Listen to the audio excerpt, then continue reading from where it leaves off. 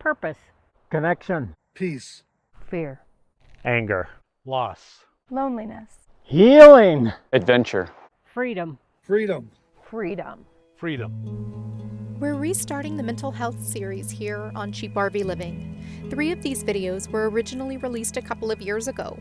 We're bringing them back now so that the full series can be released coherently between now and the end of the year. Some stories we're sharing again, and there'll be more stories that are new to share.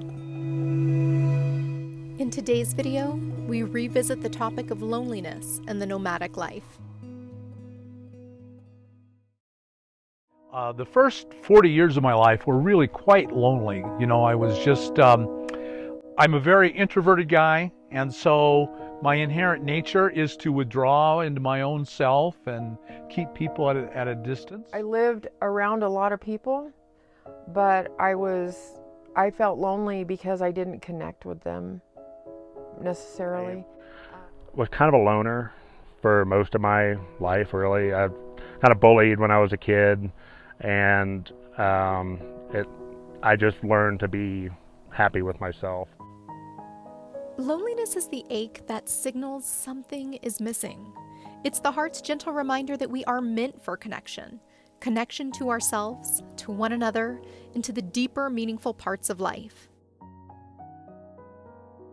So I started living in a van and lived in the van, and that made me feel like a failure and a loser. And I'd wrecked my marriage and just bad times.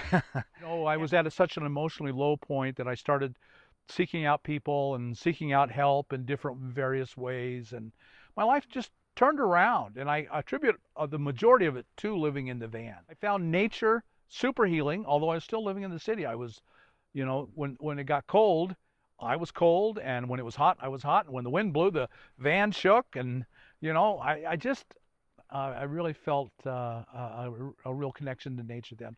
I found a lot of healing in living in the van, and that went really well along with healing my whole life, including loneliness. In my sticks and bricks life, I moved around a lot. I never really felt like one particular place was home. I really had to change up how I viewed this world, believing that there's something greater than me, whether it be the earth or, God, made me really connect with outside myself. I feel like I feel less alone as a nomad than I did living in sticks and bricks. And that surprised me, that mostly because I have an incredible community of people where I lived in Michigan that were very important to me, and I, at some level, expected to feel, to miss them and to be a little bit lonely. I would say that I felt lonelier in my busy life, in my, 3 jobs to pay for my house, to, make sure that I cover all the costs of everything, living alone as a single female. And that didn't leave me a lot of time for social things.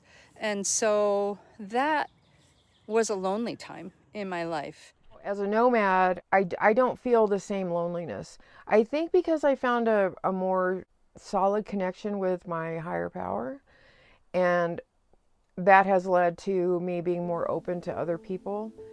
If we allow it, loneliness can be a bridge, a gateway to a union with something far greater than ourselves. And through connecting deeply with the great mysteries of life, we can learn to connect wholeheartedly with ourselves and with others.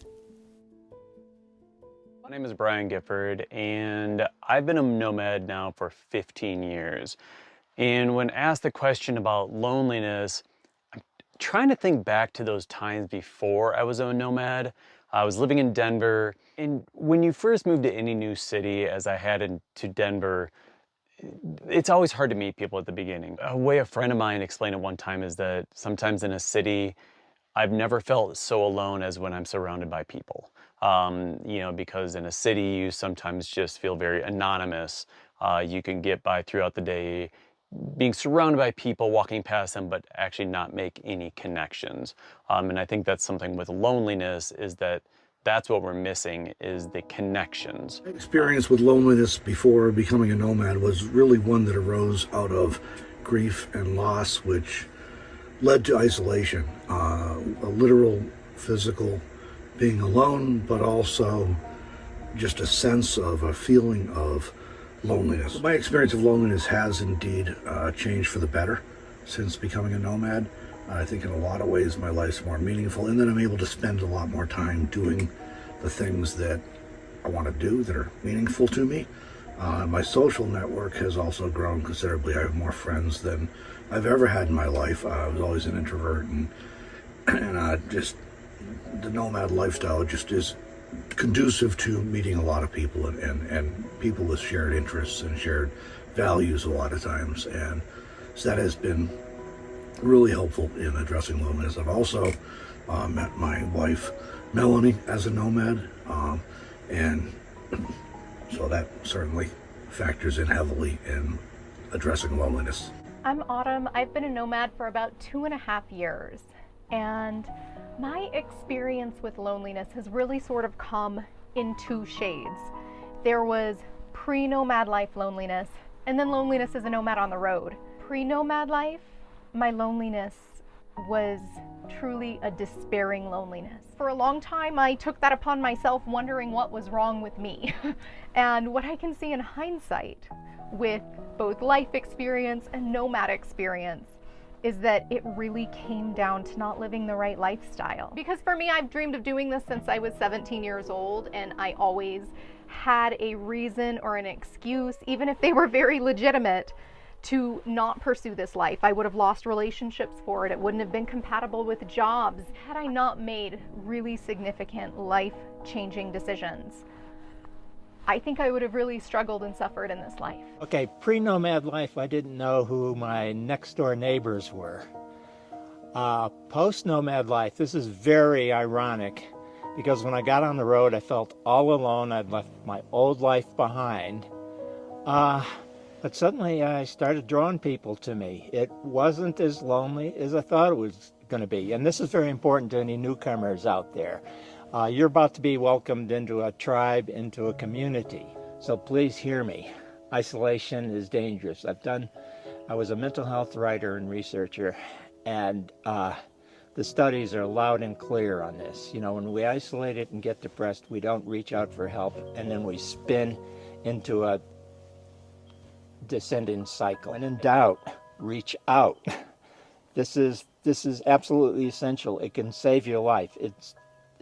It's really got me out of a lot of binds just by punching through that fear. Research shows that the health impact of loneliness is equivalent to smoking 15 cigarettes a day. My name is Loretta Piles, and I am a professor of social work.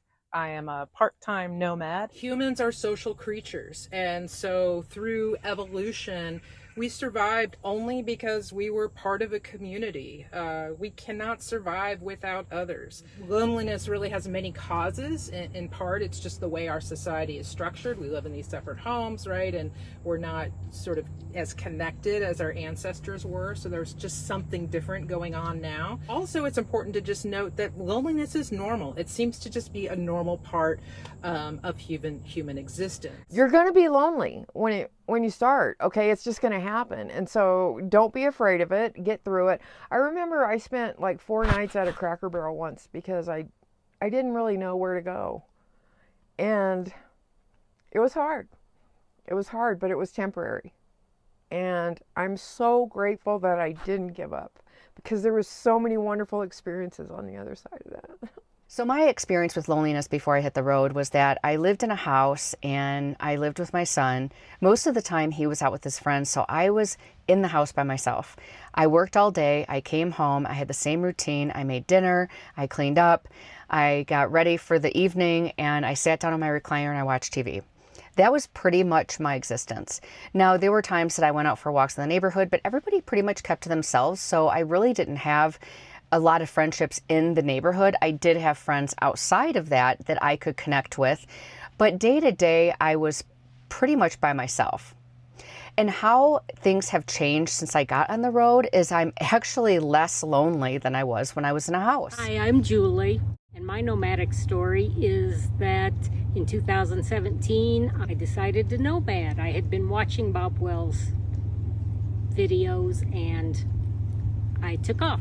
I was constantly terrified most of my adult life of relationships and things. Today, 8 years into this journey, I'm not scared of people anymore. And it brings tears to my eyes that I'm as happy as I am. I mean, it's just a blessing. When I first hit the road, there wasn't a ton of loneliness because there was always an adventure and there was always something to do. Everything was new and interesting. I did have a dog with me, and so I think that kind of helped with loneliness a little bit. But over time, I really started meeting people in the community. I met Bob Wells, you know, within 4 months of hitting the road. There's always people within the community that you can travel with. There's always groups gatherings. There's always, you know, events to go to. And so I really feel like on the road, loneliness has actually gone down quite a bit. I have felt loneliness on the road, but it is like a whole different experience. It is a shade of loneliness that is sweet. I didn't feel lonely at all until about a year. And then that's what called me to Chloe. And you know what? The despairing, horrible loneliness that I felt pre-nomad life called me to this life. So even though I find loneliness to mostly be an unpleasant experience, I also don't mind it. I view it as almost like a sacred messenger. I feel less lonely as a nomad, and I believe that is because I have stepped into my purpose. I feel like I found myself. I made a decision that went against the grain, but I felt it was right for me, and I did it anyway. I did it in spite of the negativity. I became more of who I am, who I'm supposed to be. And with that happiness inside of me, I'm friendlier to people. I'm more open to hearing their stories. I'm just not as afraid of people. And there's so much division, and I feel like once we get out here, we find that we have so much in common, and we lose that division. And there's just, I have more friends now than, I don't have enough time to camp with everybody that I've met. I don't know that I've exactly experienced loneliness. I do get a little homesick from like my friends and stuff, and so usually if I have enough cell signal, I'm always a phone call away, and so are they. I was on a trip 3 years ago going from New York to New Mexico, and I was going to see my mother after she had been put into a nursing home and with dementia. And when I saw her, she didn't recognize who I was, and it was pretty devastating. I proceeded to head west after that visit and headed on to New Mexico, but it really caused a tremendous spiral in my being, and proceeded to really go into a dark place as far as loneliness goes. And I would call it a dark night of the soul. That's really kind of when I started to really learn about what loneliness was truly about for me, and started to get a little bit of separation from it. At the same time, I befriended it. I got to know, I got curious about it. I got to sort of learn what it was trying to say to me. But at the end of the day, loneliness is just a state of mind. It really is. It's never who I am. I was pretty much hopeless about ever being fairly normal. So the nomadic experience, it sounds like, really helped. Oh, it helped tremendously.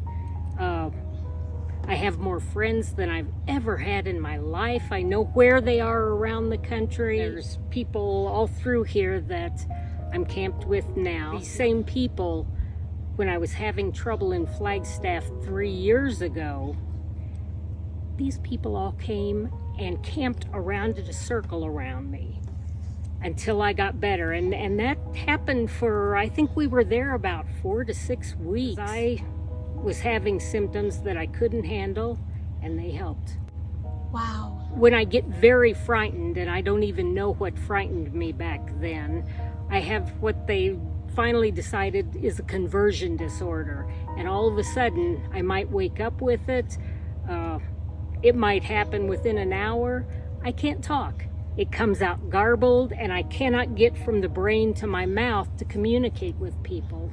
And these people came to my rescue. I mean, I don't think it's too dramatic to say that, and I can never repay them for that. I'm curious to learn a little bit about how you connected to these folks. Like, how did you guys meet? This will be my 8th year in Quartzsite, so they're folks I've met along the way. We're a little community. Through these stories, we've seen that loneliness is not just an ache, but an invitation, a guide who leads us back to what truly matters. Loneliness, then, it's not an emptiness to be feared. Instead, it's a compass, a wise companion whispering of what the heart truly needs.